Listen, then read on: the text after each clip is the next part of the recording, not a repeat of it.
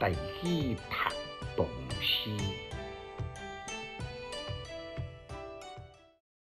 宋淡江府，作者李颀。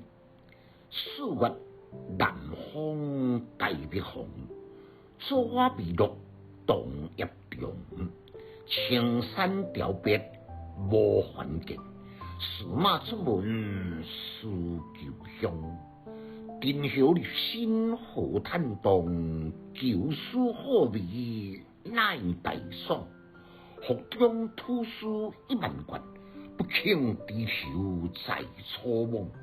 东闻苦酒饮我酌，心轻万事皆鸿毛。水岸不知白日暮，有时狂梦孤魂歌。中河浪头连天黑，丁口停手道不得。定国幽人未及家，洛阳行止空叹息。闻道故人相识多，罢官昨日今如何？感慨。但江户这个人呢，虽然找不到伊真侪履历背景，也毋过呢找到一段名扬天下的典故。伊曾经科举及第，也毋过呢，都是因为无登记户籍，所以吏部歹甲伊录用。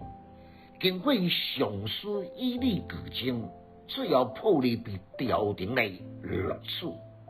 在封建时代，有一款高雅的胆识，确实鸿毛凌角，笑之有效。都是因为率真警惕的天性，甲官场真侪毋敢讲老实话，拢爱阿谀奉承的行为背道而驰，注定伊无偌久就依然罢官来回乡。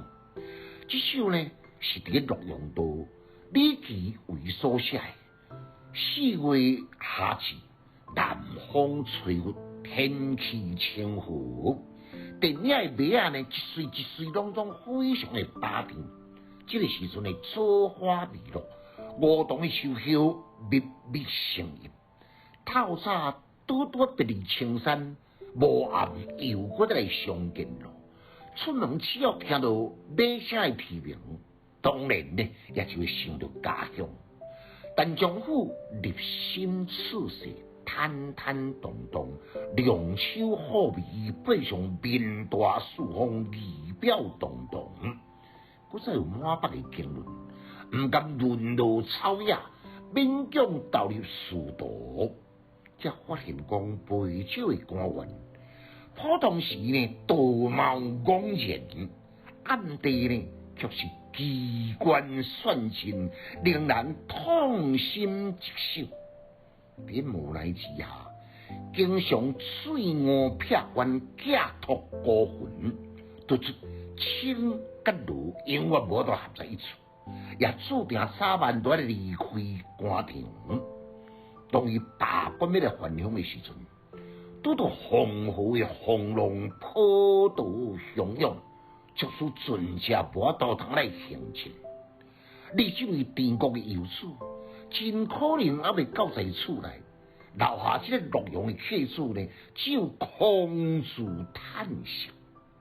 听讲你的家乡有你真侪志趣相投的好朋友，相信你罢官回乡了后，必定会过着如鱼得水的生活吧。读诗的囡仔袂学歹，有气质，够文采。读诗快乐哦！